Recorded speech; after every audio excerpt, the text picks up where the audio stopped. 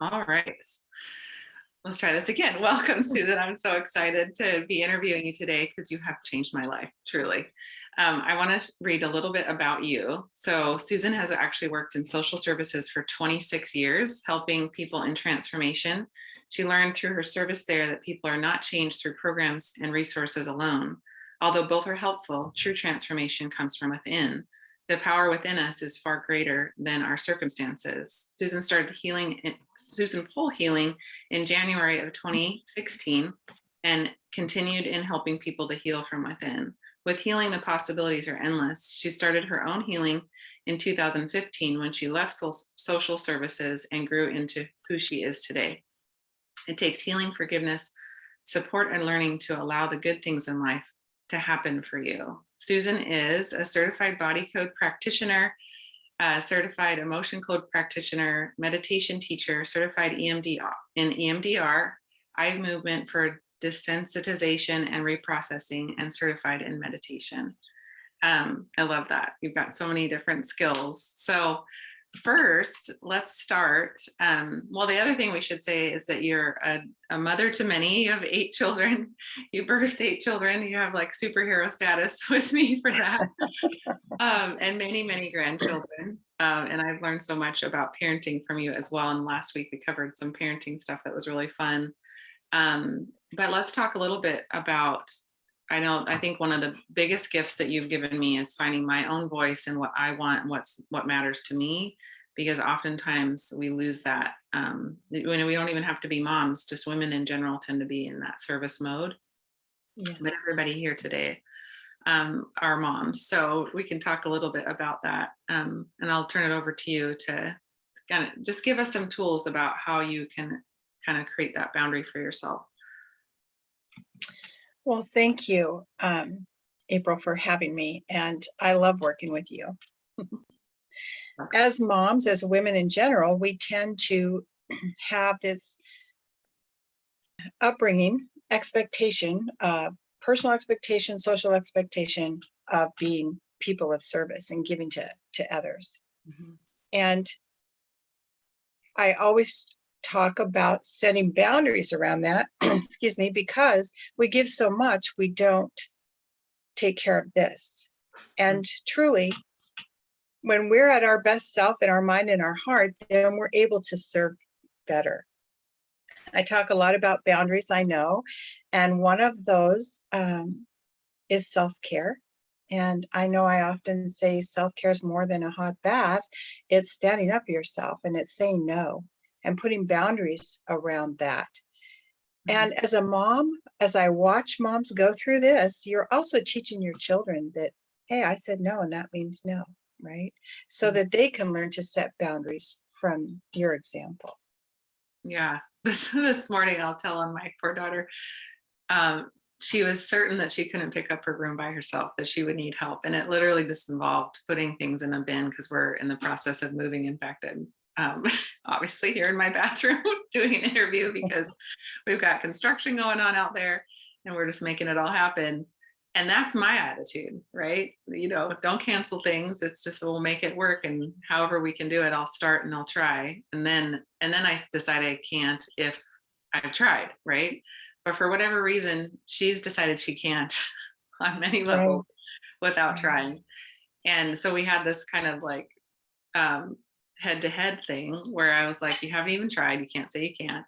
And I've got other things I need to do. And I just held that line. Whereas before I would like, okay, she just needs me to help her with 4 things in the bin and get her started, and so I would be doing little things like that, running myself ragged all the time because she's just one of my kids, right? So being able to hold that firm line, it wasn't pretty. There was fireworks and love, I gave her a hug, but then she did it. So being able to see that it's okay to say no, and then B, that maybe when you do have that proper boundary, you can do it and get over that kind of limited belief, right?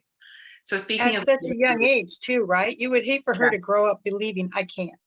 Right. The first thing needs to be I can, and let's go give it a try.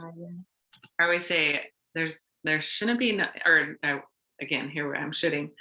There's no such thing as can't. It's either I don't want to, or it's really hard. So there's always ways. But speaking of limited beliefs, I know that's something that you specialize in and have really helped me with. Can you talk a little bit about that when we hit that wall and we do believe in the moment, right? Our subconscious believes in the moment that we can't. How do you shift Absolutely. limited beliefs? All the things that we hold and react to come from limited beliefs, beliefs that we learned at a very young age about how life is, right? From birth to 7, how life is. We don't have reason, we don't have logic.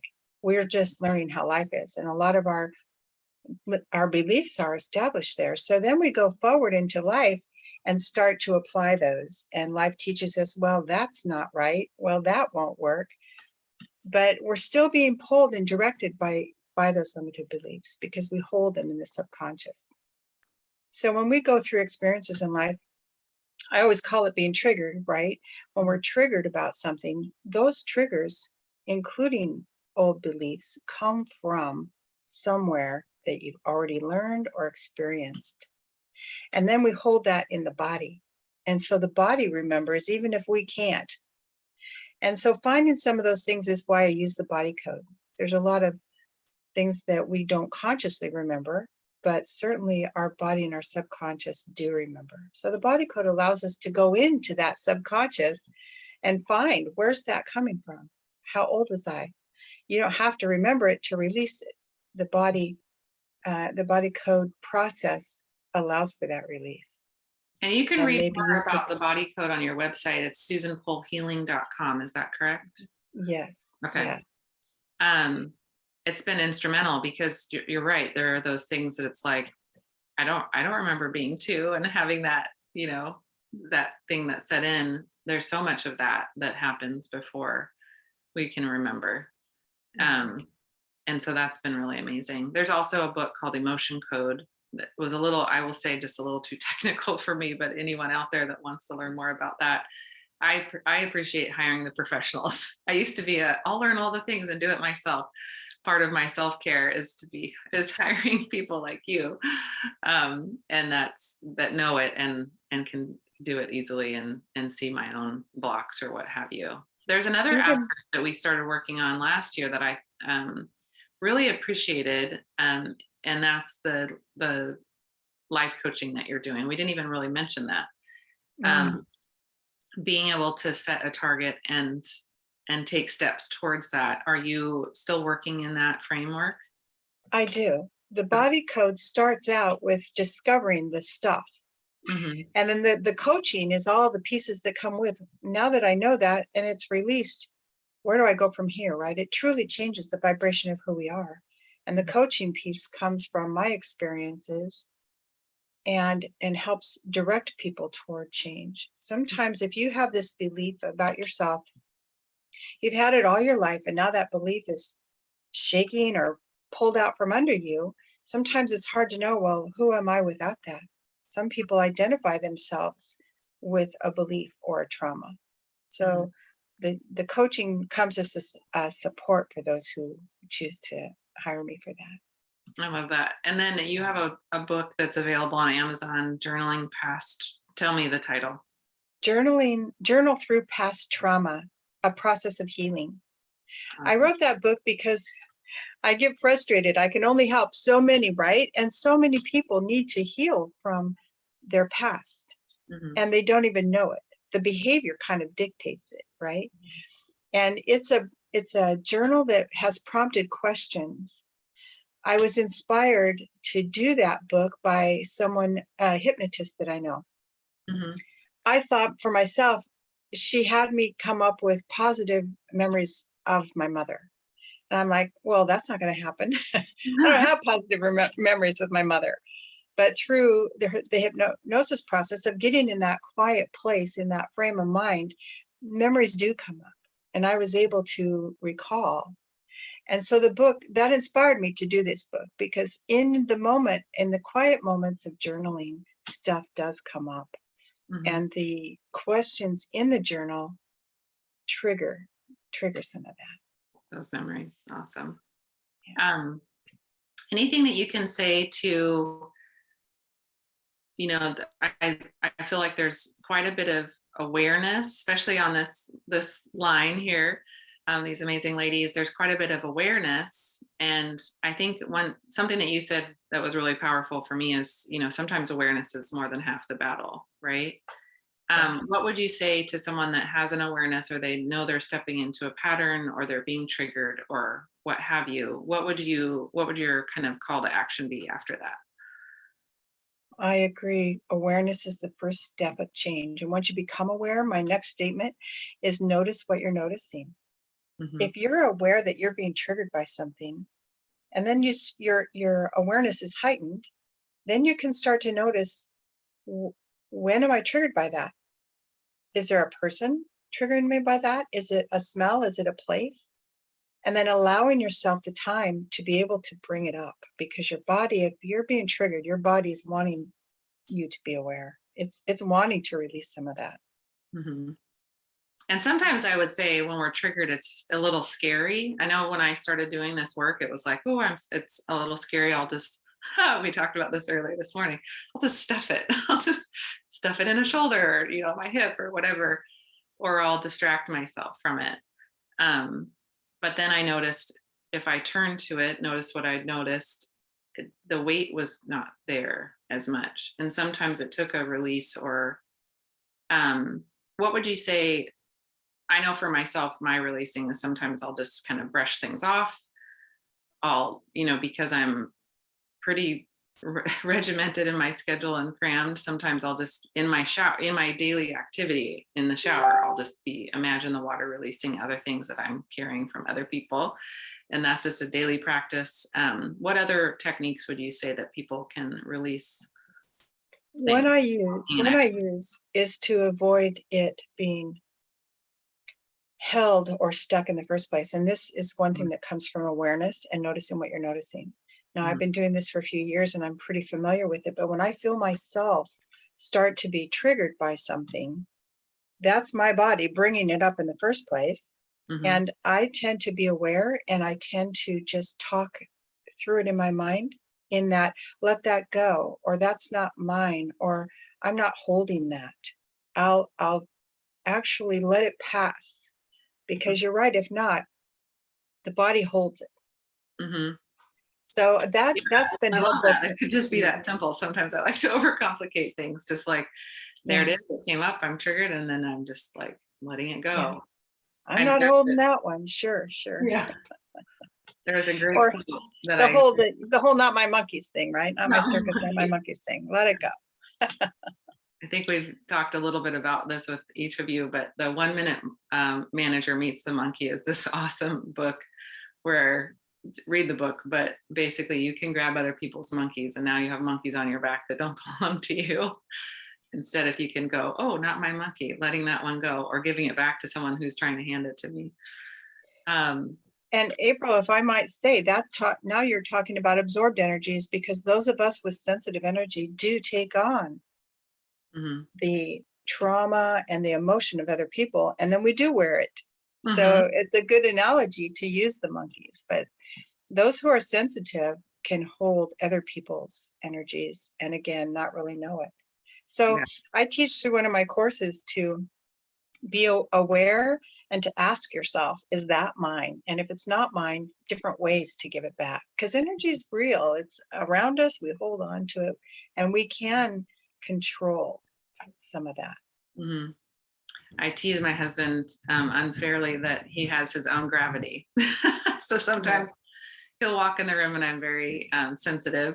And it's like, ooh, what's wrong? He doesn't even have to say a word, it's the weight of the face, or the body gestures, or the loudness of how he comes in the door, or whatever.